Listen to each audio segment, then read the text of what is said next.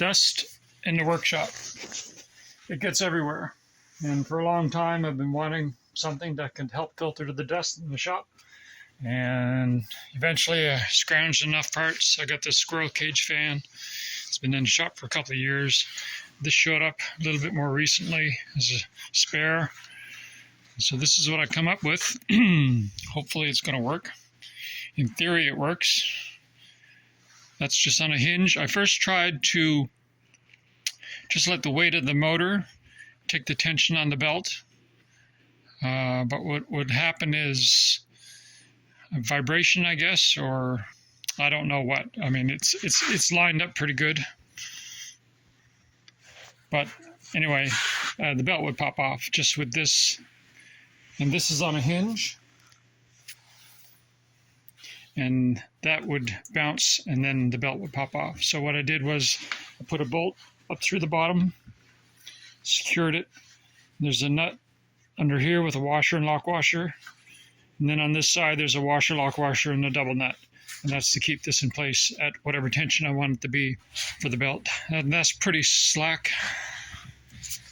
When I plug it in,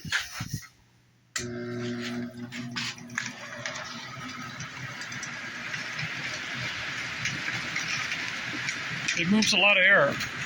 I got a wind meter here. I'm going to shove this in front. Oh, something happened. I think maybe that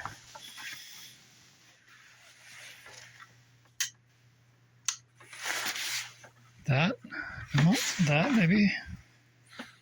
No. Okay, what happened? That's a little warm, but it's not. So, let's go look at the fuse panel. I don't think I tripped a breaker.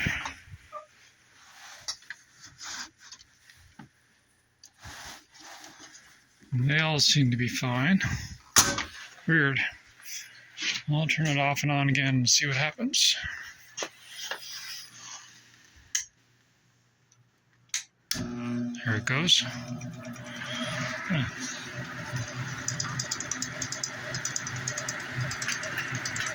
Weird for it to shut off like that.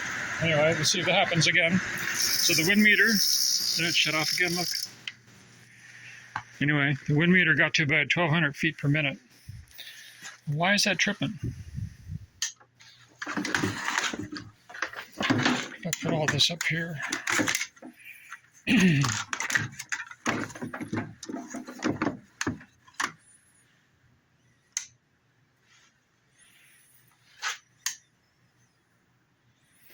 Something's not right. I don't know. I actually don't know which is on or off because there's no on or off on this. This came with the motor like that, so maybe I should look in here to make sure that was done right. So, time to unplug and investigate. Okay, so I took that apart. I mean, everything seems to be okay. I did find this drywall screw in with the wiring wrapped around the ground. Not sure why it would be like that, but anyway, I took that out of there. It's grounded to the box, and the ground going to the power. And the only other thing, and I'm no electrician. I don't know much about electrics, but this motor's really hot. I might have only ran it for I ran it 3 times when I come out here, and each time might have been 15 seconds or so. But that's warm. If I put the meter on that, it shows us 39.7.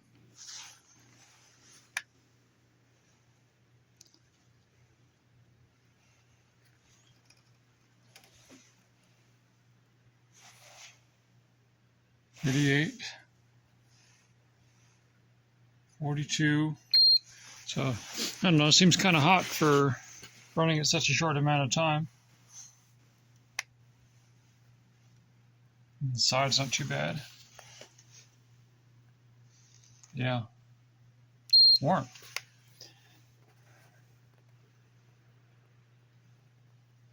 That's about the temperature of the shop, 5 degrees.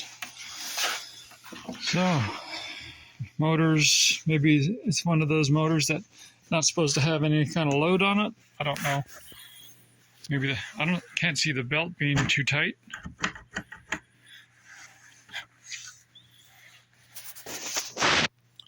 That's the motor.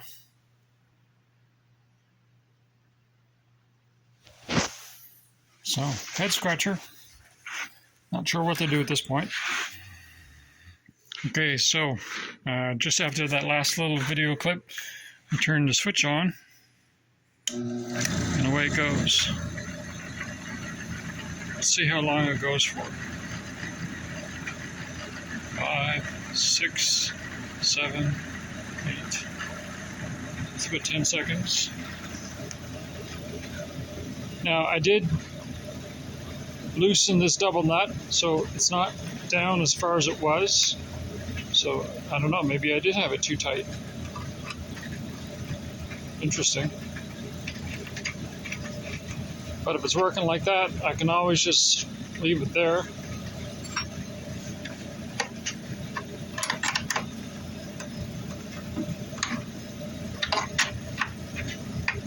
I'll just tighten that bottom one. So this is all snug now. It's running.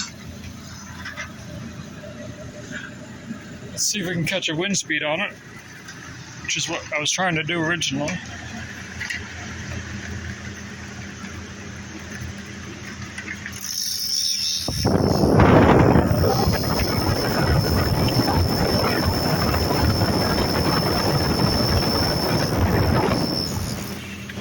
So, 1,700 feet per minute. What else is there? Miles per hour.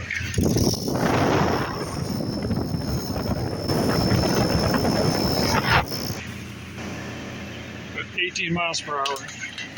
I did notice if you were to put some extra tension on the belt, it seems to it'll push more wind, the cage will go faster. But maybe it's too much tension for the motor. Because right now, let's see what the temperature of the motor is while it's been running for a little bit here. Better make sure I don't ground that out. See, that's more reasonable.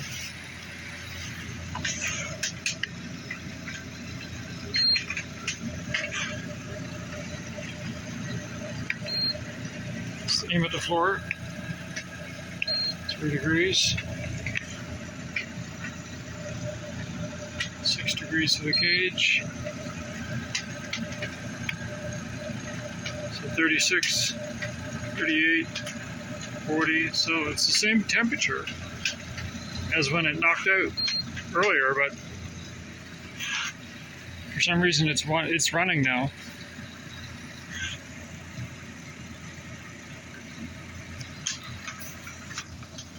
I don't know if see, tight, loosey. So I don't know if I loosen this some more and just push some pressure down on the board that the motor's mounted on, just to put some more tension on the belt, see what happens. All right. So that's how much I dropped, but maybe a 1/4 inch.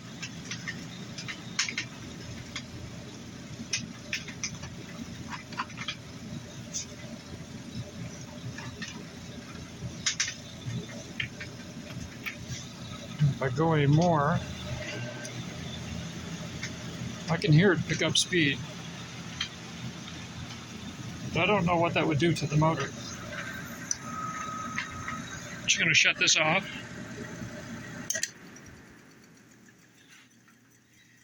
And then turn it on again. As you can see, it lots of play. Turn it on.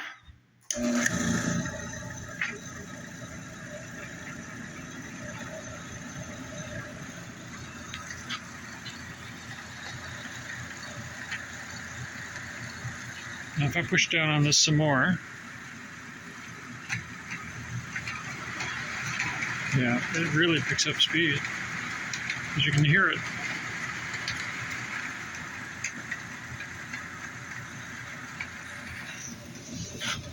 wouldn't mind getting some more volume airflow. I'm just going to give this a full turn.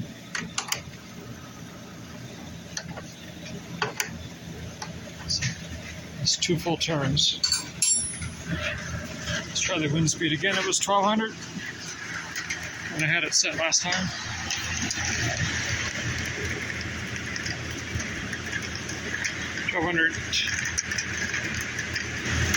feet per minute. I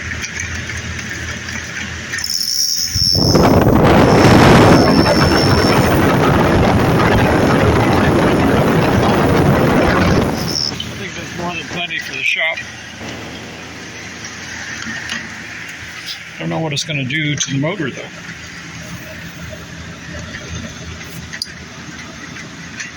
So okay, so this is running. We're gonna just run with it and see how it goes. So the next now I got to do is build a panel for the side and the other side down here, and then a piece for the front for the exhaust. I've cut a hole out for the exhaust, of course, and then a piece in the back, and then a piece on top. Somewhere in here, the box filter. It's a 20 by 20 by 1 inch box filter and furnace filter. So of course there's an intake here and there's an intake here. I only got one filter for now, but I think what I'll probably do is put the filter on this side.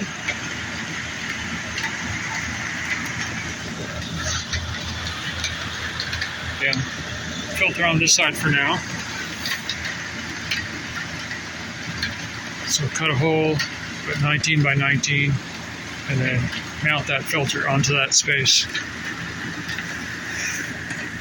And then here, I don't know whether to leave this enclosed, like have the back and the top and the sides, have this inside, or build it outside. So have this back panel right up close to here, drop down in between the squirrel cage and the motor. But then I would have to allow it would allow me to keep an eye on the motor, but I'd also have to allow for a gap for the belt to run through a wood panel that I would have here. The whole goal of this is to put it on 4 wheels on it and then to fit it underneath the miter saw, because that's about where all the dust comes from, either the saw or the sander. So that's what all this is for. All right, onward we go.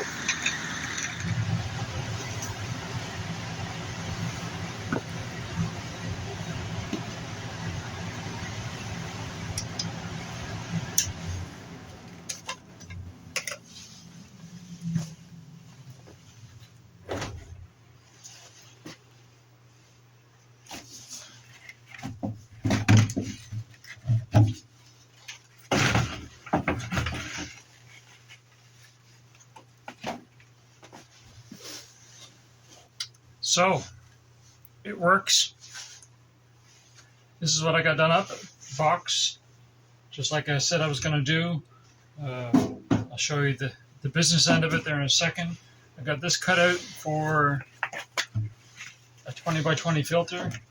I still got to make like a ledge to hold the filter. Right now it's just held in by suction. But yeah, so a little edge just to keep that in place. But yeah, so we're just going to plug this into an extension, turn it on,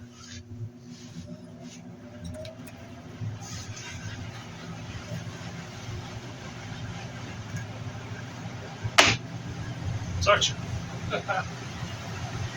So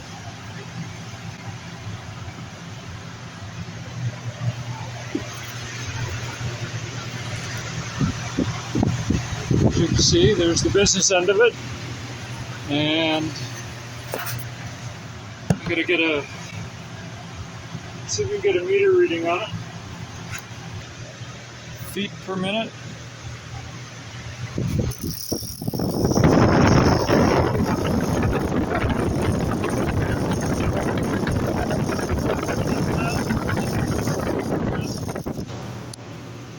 2,000 miles per hour.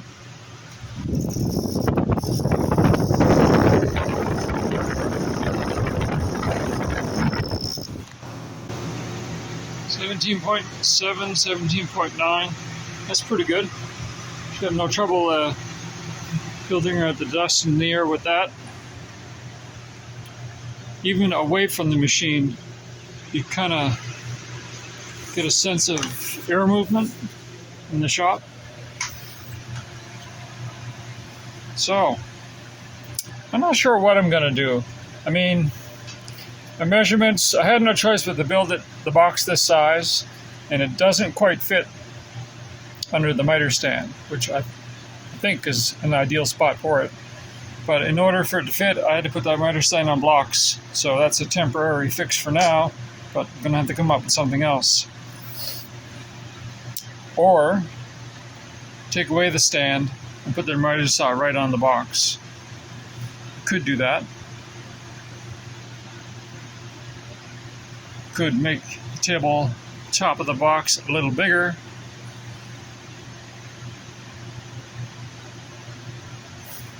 And well, I was thinking put this and this on the box, but I don't think that would work out because you need a lot of space here for your miter saw and your boards and whatnot. So that'll probably stay on its stand, portable. You can always maybe, if the miter saw is on the box and we get rid of the stand, the box is easily movable. So I could move it in such a way when I'm doing a lot of sanding, I could take the sander and move it in front of the intake, and that way most of the dust will be captured by the filter. So I think maybe that's what I'll do. So this is a good working height, so I might maybe some 2x6 on end, make a box, and have that platform just sit on the box and be done. We'll see. We're always changing, moving things, figuring out a different way to do things. Sometimes it works and sometimes it doesn't. So for now, this is what we're doing. And we'll go on from there.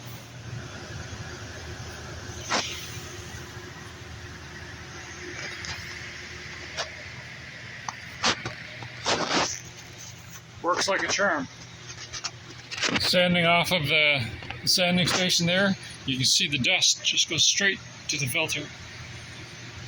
So I got rid of the stand for the miter saw, but it might not stay like that because on the miter stand there are outriggers for holding long boards, which aren't there anymore.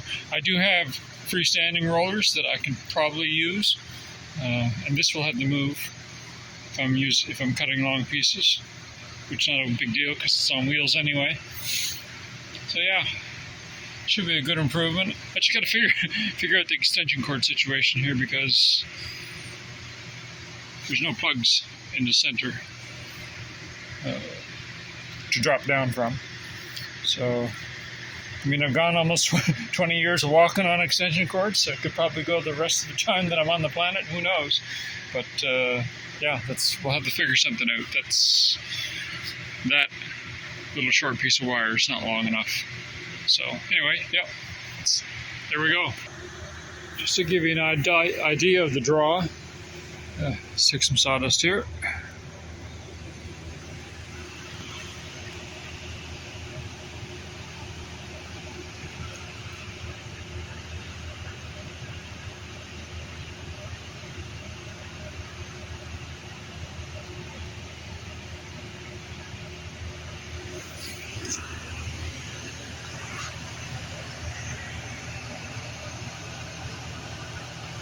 Of course, in the output, it's going to just disappear. The way it goes. Over to the other dirt pile. That's the project during the rainstorm. Scrounged a squirrel cage fan and a 1/3 horsepower motor, electric motor, and made a dust collection bin.